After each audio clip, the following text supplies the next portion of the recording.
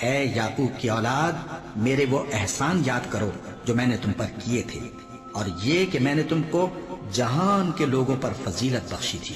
اور اس دن سے ڈرو جب کوئی کسی کے کچھ بھی کام نہ آئے، اور نہ کسی کی سفارش منظور کی جائے، اور نہ کسی سے کسی طرح کا بدلہ قبول کیا جائے، اور نہ لوگ کسی اور طرح مدد حاصل کر سکیں۔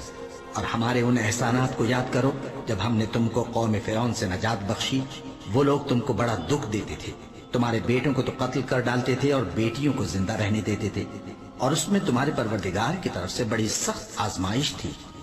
اور جب ہم نے تمہارے لیے سمندر کو پھاڑ دیا، پھر تم کو تو نجات دی اور فرعون کی قوم کو غرق کر دیا، اور تم دیکھ رہے تھے۔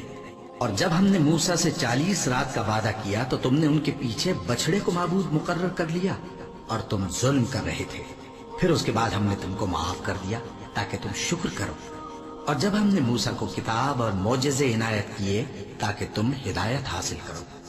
اور جب موسیٰ نے اپنے قوم کے لوگوں سے کہا کہ بھائیو، تم نے بچڑے کو معبود ٹھہرانے میں اپنی جانوں پر ظلم کیا ہے، تو اپنے پیدا کرنے والے کے آگے توبہ کرو، پھر اپنوں کو قتل کرو، تمہارے خالق کے نزدیک تمہارے حق میں یہی بہتر ہے۔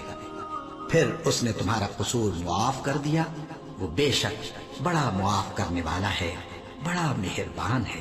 اور جب تم نے موسیٰ سے کہا کہ موسیٰ، جب تک ہم اللہ کو سامنے نہ دیکھ لیں گے تم پر ایمان نہیں لائیں گے، تو تم کو بجلی نے آ گھیرا اور تم دیکھ رہے تھے۔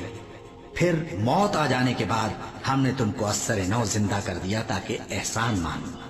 اور ہم نے بادل کا تم پر سایہ کیے رکھا اور تمہارے لیے من و سلوہ اتارتے رہے کہ جو پاکیزہ چیزیں ہم نے تم کو عطا فرمائی ہیں ان کو کھاؤ پیو، مگر تمہارے بزرگوں نے ان نعمتوں کی کچھ قدر نہ جانی، اور وہ ہمارا کچھ نہیں بگاڑتے تھے بلکہ اپنا ہی نقصان کرتے تھے۔